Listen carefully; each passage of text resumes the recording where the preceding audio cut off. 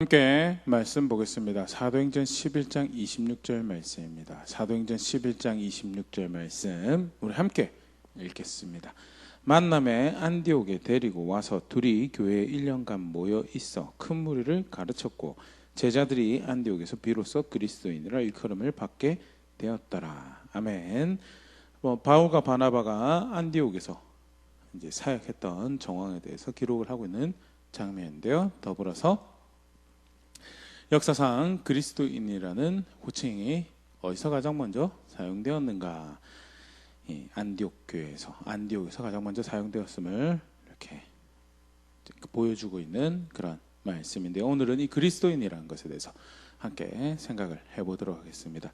그리스도인에 대해서 우리가 좀 생각을 해보면 먼저 지난주 살펴봤던 그리스도에 대해서 다시 한 번 더 확인할 필요가 있는데요. 성경에서는요, 예수님을 그리스도다라고 그렇게 가르치고 있죠. 사도행전 2장 36절. 그런즉 이스라엘 온 집은 확실히 알지니 너희가 십자가에 못 박은 이 예수를 하나님이 주와 그리스도가 되게 하셨느니라 하니라. 사도 베드로의 오순절 설교에서 유대인들이 미워하여서 십자가에 못 박도록 죽게 넘겨준 이 예수님을 하나님은 그리스도로 우리에게 너에게 보내셨다라는 것을 보면 확인을 하고 있는데요. 이 그리스도가 무슨 의미인가? 그러면 크게 두 가지 의미로 이제 먼저는 단어의 생각을 해볼 수 있습니다. 먼저는 이제 이 단어가 가진 뜻은 기름 부음을 받은 자다라는 그런 의미인데요.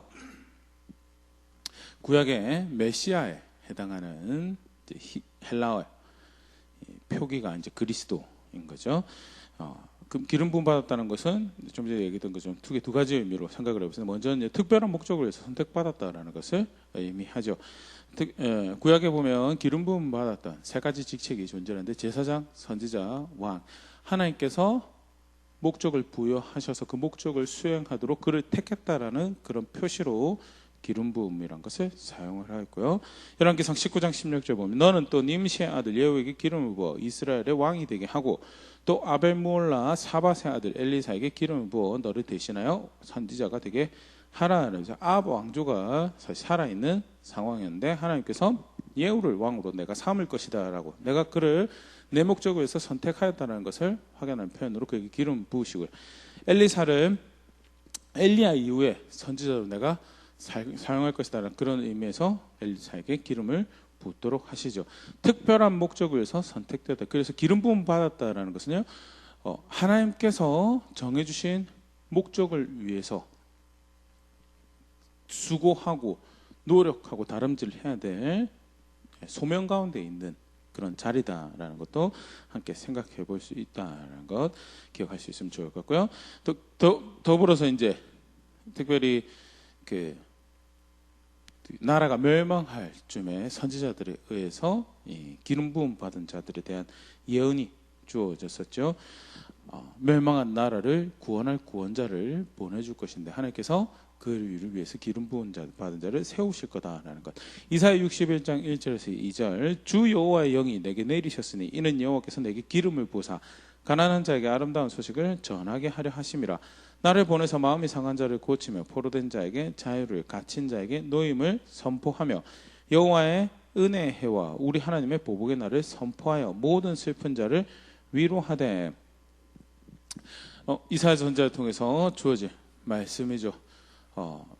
패역하고 배신한 강팍하고 완고한 백성들이 이제 하나님의 심판, 다가올 심판을 마주하고 그렇게 멸망을 당할 것인데 하나님께서 그렇게 내버려두지 않으시고 정한 시기에 하나님께 다시 그들에게 구원을 베푸실 것이다. 근데 구원을 베풀기 위해서 구원자를 보내실 것인데 기름을 부은 자, 기름 부음을 받은 자를 특별한 목적을 위해서 기름 부음 받은 자를 보낼 거예요. 그래서 신약의 사실은 그리스도라는 표현은요, 물론 앞에 제사장, 선지자, 왕과도 상관이 있는 표현이겠지만 특별히 이제 신약에 와서는 이스라엘 구원자를 이제 지칭하는 표현으로 이제 사용되어지죠.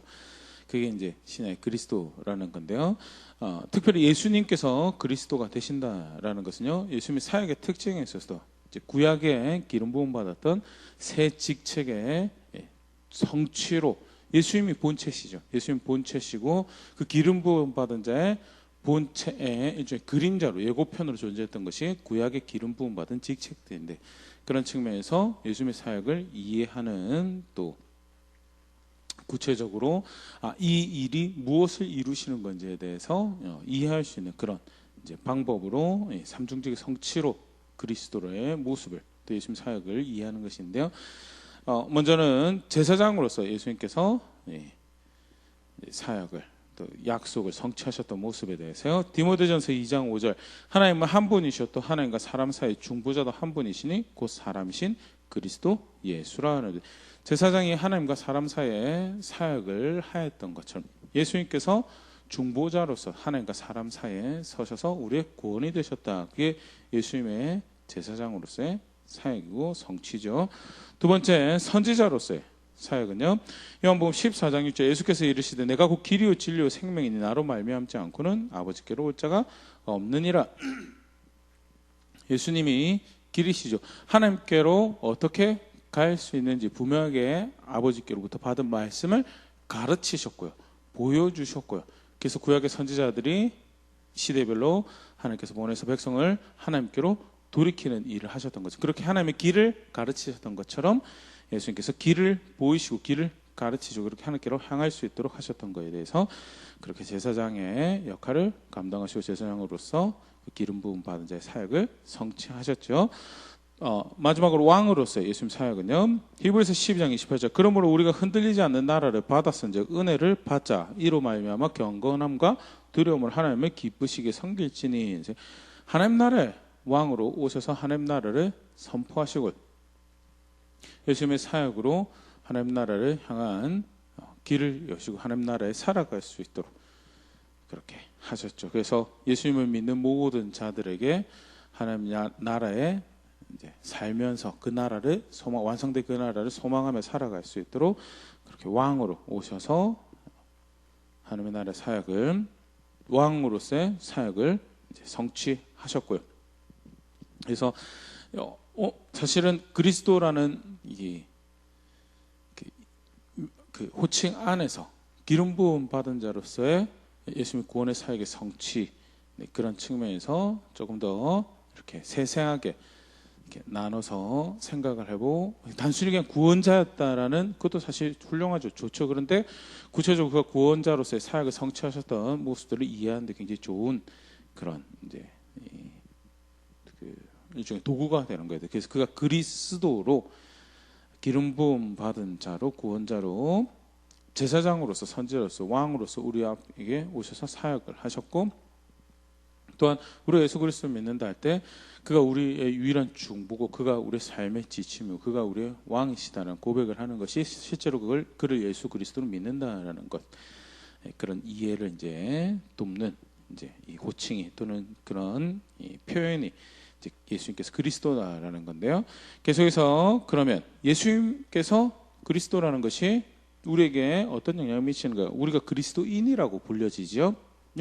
하이델베르그 요리문답 32문답 관해서 같이 보면요. 그런데 당신은 왜 그리스도인이라 불립니까? 왜냐하면 내가 믿음으로 그리스도의 지체가 되어 그의 기름 부음에 참여하기 때문입니다. 나는 선지자로서 그의 이름의 증인이 되며 제사장으로서 나 자신을 감사의 산 제물로 그에게 드리고 또한 왕으로서 이 세상에 사는 동안 자유롭고 선한 양심으로 죄와 마귀에 대항하여 싸우고 이후로는 영원히 그와 함께 모든 피조물을 다스릴 것입니다. 예수님께서 그리스도이시기에 그를 믿고 따르는 모든 교회, 모든 성도가 사실 그리스도인으로 이제 불려지죠. 오늘 우리 요즘 말씀에서는 그게 어디서 어떻게 시작되었는가도 우리가 읽어봤었는데요. 그리스도인이 된다라는 것 성경에서 크게 두 가지로 생각해 보세요. 요르문답에서도 이제 그 분명히 이제 설명을 하였는데요. 하나는 이제 지체가 그리스도의 지체가 된다는 것. 두 번째는 이제 기름 부음에 참여한다라는 건데요. 먼저는 오늘은 그 지체가 된다는 부분에 대해서 조금 더 생각을 해보도록 하겠습니다. 그리스도인, 신약 성경에 총 3번이 사용되었습니다. 크리스티아노스, 이제 헬라어로 그렇게 이야기하는데요. 우리 좀 오늘 읽었던 사도행전 11장 26절에 사용됐고, 두 번째가 사도행전 26장 28절. 아그리빠가 바울에게 이르되 네가 적은 말로 나를 구원하여 그리스도인이 되게 하려 하는도다. 즉 그리스도인이 이때 또 사용되어지고, 베드로전서 4장 16절. 만일 그리스도인으로 고난을 받으면 부끄러워 말고 도리어 그 이름으로 하나님께 영광을 돌리라. 그리스도인이라는 표현이 이제 신학성에 이렇게 등장을 하는데요. 성경에 기록될 당시에는 사실은 그렇게 많이 사용되는 표현이 아니었던 것을 이렇게 볼 수 있고요. 그러면 크리스티아노스라는 이 단어가 단어 사전적 의미에서 무엇을 의미하는가? 그거는 그리스도를 의미하는 크리스토스랑 이제 소속 또는 관련되었다라는 것을 의미하는 이아노스라는 이 두 단어의 합성으로 학자들이 그렇게 이야기를 합니다. 그래서 크리스티아노스라는 말은 그리스도의 소속이다, 또는 그리스도와 관계가 있는, 그리스도와 관련이 있는 자다라는 그런 의미의 단어죠. 여담으로 이 이아노스라는 뒤에 이제 어미에 붙어서 소속 또는 관련을 이제 설명하는 이 표현이 이제 현대 영어에서도 이제 많이 우리가 볼 수 있는데요. 대표적인 예가 이제 루터란 같은 경우에 루터란 이제 뒤에 오스가 빠졌죠. AN으로 이제 영어로 이렇게 표현이 되는데, 그게 루터에 소속된 사람, 루터의 가르침에 동의해서 그와 관련된 사람, 관계 있는 사람, 루터교의 이제 한 교단이죠. 개신교 안에 교단에 소속된 사람들을 영어로 부를 때 루터란이라고 그렇게 하는데요.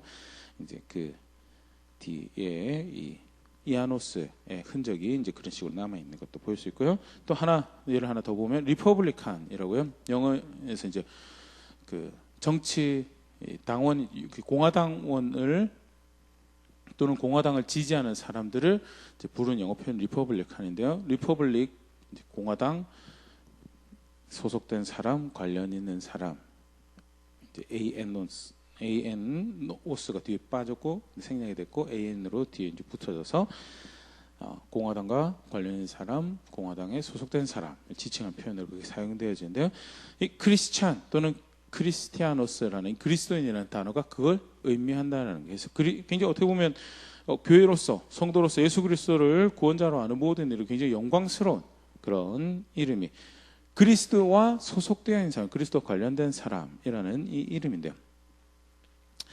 오늘 우리 요절 말씀에도 봤지만 안디옥에서 가장 먼저 사용되어지는데, 안디옥에서 이 단어가 사용될 때는 좋은 표현으로 사용된 것이 아니다라고 학자들이 이야기를 합니다. 그러면 안디옥에 사용되었던 이 정황을 좀 들여다보면요, 사실 이제 굉장히 흥미로운 사건이죠. 그 전에는 이방인들 눈에 볼 때 예수님을 믿는 사람들하고 유대인들하고 별 차이가 안 나게 보이는 거예요. 그래서 그들을 굳이 따로 구별해서 부를 이유가 찾지 못했던 경황인데, 안디옥에 이르러서 분명하게, 그 전에도 분명하지 않았다는 건 아닌데, 세력적인 측면에서 다른 사람들 눈에 보여지는 측면에서 이제 적어서 이제 구별된 것이 별로 안 보여졌다면, 안디옥에 이르러서 이제 조금 더 노출이 많이 된 거죠. 세속에 노출이 많이, 사람들에게 좀 더 알려졌을 때, 저 사람들은 유대 종교랑은 다른 사람들이구나라는 것이 분명하게, 그 색깔이 더욱더 명확하게 보여졌던 그런 측면에서 유대 종교와 구별된 사람이다라는 이런 표현으로 사용됐던 것으로 작가의 추정하고, 두 번째는 유대 종교에서 구별되어지는데, 그런데 또 이방 종교와는 또 다른, 유대 종교와 다르고 이방 종교와 또 다른 제3의 노선에 있는, 그래서 그들을 지칭한 또 다른 표현이 필요한 다른 구별된 자라는 그것이 이제 또 보여줬던 거죠. 사실 이제 유대인의 세계관은 이 유대 종교에 속하든지 이방 종교에 속해 두 중에 하나인데, 유대 종교에는 소속이 안 됐는데, 그렇다고 해서 이방 종교에도 소속이 안 된, 그래서 그리스도인, 크리스티아노스라는 단어가 이제 그렇게 사용되었던 거죠. 또 이방 종교뿐만 아니라 세속에서도 구별되어진 존재다라는 그런 측면에서 그리스도인이 사용되었던 거예요. 아까도 잠깐 얘기했던 게 좋은 의미에 사용되지 않았다는 것은, 특별히 이방 사람들, 이 사도행전 12장 26절 보면요, 자기네들끼리, 예수 믿는 사람들끼리, 성도들끼리 서로를 그리스도인이라고 불렀던 것은 아니고요, 믿지 않는 사람들에서 그리스도인이라고 불려졌던 정황을 이렇게 볼 수 있는데요. 이제 어떻게 보면 이제 로마의 입장에서 볼 때, 로마 시스템 안에서 볼 때 이제 굉장히 우스꽝스러운 이 모습 또는 굉장히 이상한 종교로 비춰졌던 것이 대표적으로 이제 지금 알려진 게 그죠? 십자가에 못 박혀 죽은 사람을 구원의 주로 여긴다라는 것. 세속적인 관점은 실패해서 죽은 사람. 개혁에 실패해서, 혁명에 실패해서 힘을 모으는 것 실패해가지고 로마 정치 세력에 의해서 패배하여 죽은 사람을 구원의 주로 여기는 것에 대해서 우스꽝스럽다라는 거죠. 더불어서 그의 피와 살을 먹어야지 구원을 받는다는 표현을 사용하고 시죠. 그렇게 이제 알려진 부분들이 있죠. 그래서 그 사수를 행한다라고 이제 제목을 뒤집어 씌워서 누명을 써서 이제 처형당하는 그런 경우도 있었다라고 그러는데요. 살과 피를 먹는 이상한 종교, 우스꽝스러운 종교, 또 그것이 그렇게 해야지 구원에 이른다고 가르쳐지는 그런 측면에서 굉장히 이상한 발칙한 그런 사람들이다라는 그런 표현에서 사용되어진 것이 그리스도인이다라는 표현이라고 그렇게 이제 알려져 있습니다. 근데 사실 이제 분명한 것은 어떻게 보면 아브라함의 후손의 경전을 함께 보는 것 같지만 예수님이 오시고 난 다음에는 그들과는 다른 종교다라는, 우리는 다른 것을 믿고 있습니다라는 걸 분명하게 고백하는 것이 기독교고요. 그렇다고 해서 그러면 이방 종교랑 유사하냐? 이방 종교와는 더더욱 다른, 세속의 문화와는 더더욱 다른 그런 존재가 그리스도인이고, 이 그리스도인이라고 불리는 것 자체가 사실 그런 의미를 가지고 있는 것, 기억할 수 있으면 좋을 것 같습니다. 요한복음 15장 19절에 예수님도 그렇게 가르치셨죠. 너희가 세상에 속하였으면 세상이 자기 것을 사랑할 것이나 너희는 세상에 속한 자가 아니요 도리어 내가 너희를 세상에서 택하였기 때문에 세상이 너희를 미워하느니라. 세상에 속하지 않았고요. 유대 종교에 속하지도 않았고요. 이렇게 초창기에는 사실 유대교의 한 계파로 이제 여겨졌었는데요. 그게 이제 시간이 지나면 지날수록 다른 사람들이구나라는 것이 이제 구별이 되었던 것이, 세상과는 더 마찬가지. 그리스도인이 된다라는 것은요, 그래서 구별되어진 존재다라는 것을 아주 강하게 이제 그 호칭 안에서 가지고 있는 그런 존재들인데요. 조금 더 그러면 성경 안에, 신약 성경 안에서 그리스도인으로 부르는 사람이 큰 특징이죠. 크게 이제 두 가지로 우리가 볼 수 있는데, 누가 그럼 그리스도께 소속된 자고 그리스도께 소속된 자는 어떤 고백을 하는 자들인가? 크게 두 가지로 보면, 먼저는 그리스도를 머리로 아는 자죠. 그리스도를 머리로 아는 자. 에베소 4장 15절 16절 오직 사랑 안에서 참된 것을 하여 범사에 그에게까지 자랄지라. 그는 머리니 곧 그리스도라. 그에게서 곧 온몸이 각 마디를 통하여 도움을 받음으로 연결되고 결합되어 각 지체의 분량대로 역사하여 그 몸을 자라게 하며 사랑 안에서 스스로 세우느니라. 머리를 그리스도로 알고요. 그리고 그에 소속되었다 그리스도인이라고 한다면요, 46절 온몸이 각 마디를 통하여 그에게 연결되는 것이죠. 그에게서 온몸이 각 마디를 통하여 연결되는, 그게 가장 먼저 그리스도인이라고 하는 자들의 특징이죠. 예수님이 머리다라는 것, 그리스도를 머리로 아는 것이 그리스도인이다라는. 그러면 우리가 아까 삼중직 가지고 생각을 해봤었는데, 그럼 예수님 머리로 안다는 것이 삼중직 안에서 어떻게 이해할 수 있는가? 첫 번째, 예수님만이 유일한 중보고 예수님만이 유일한 구원이다라는 것. 사도행전 4장 12절 다른 이로서는 구원을 받을 수 없나니 천하 사람 중에 구원을 받을 만한 다른 이름을 우리에게 주신 일이 없음이라 하였더라. 예수 믿는데 다른 구원 바라요. 또는 다른 도움 바라요. 그래서 마음의 평안을 얻기 위해서 점도 치고 또 오늘 운세 같은 것도 확인도 하고 별자리 같은 것도 들여다보고 그러면 다른 구원 바라는 거지, 그건 예수님 머리로 아는 게 절대 아니에요. 다른 중보를 바라는 거죠. 자신이 바라는 복에 대한 다른 길들을 찾는 거고요.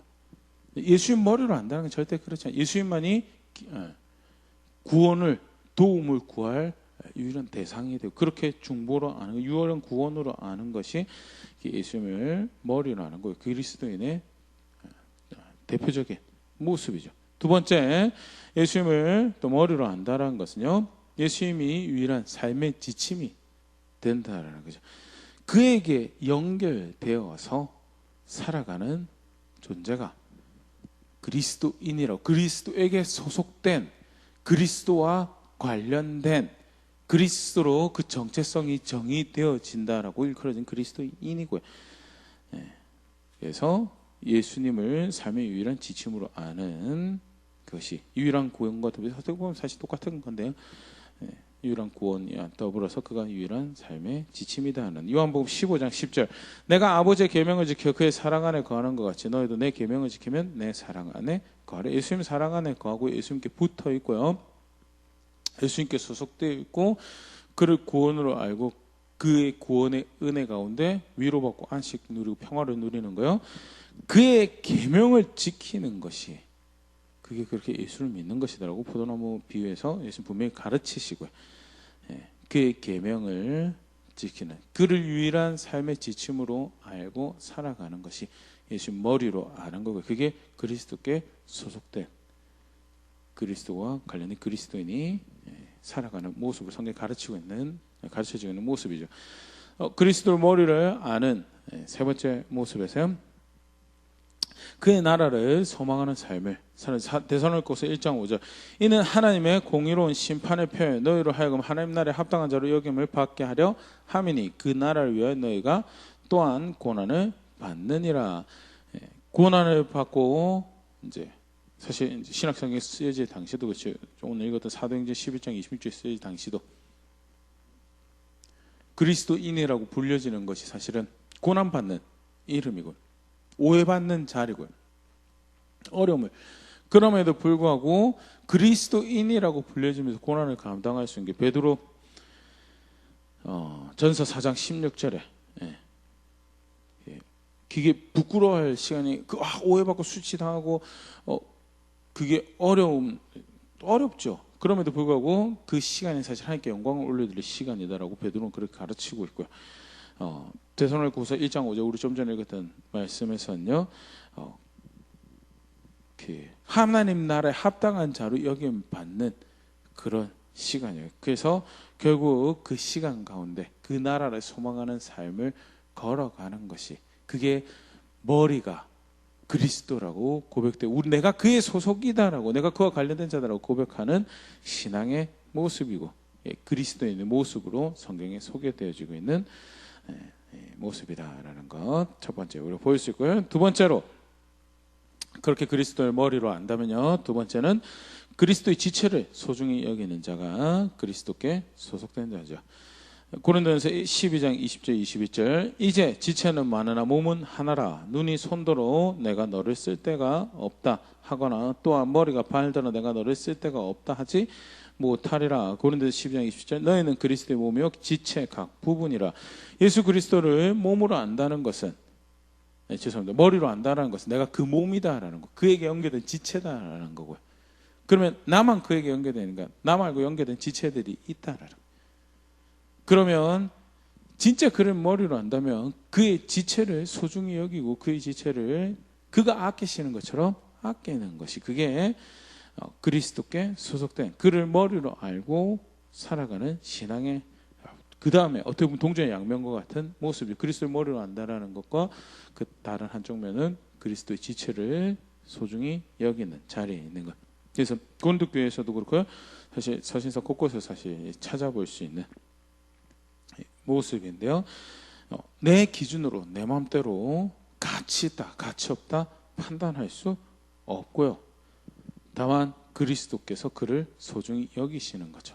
내가 소중히 내 어떤 알량한 감정에 감동에 아껴줘야지, 절대 그거 아닙니다.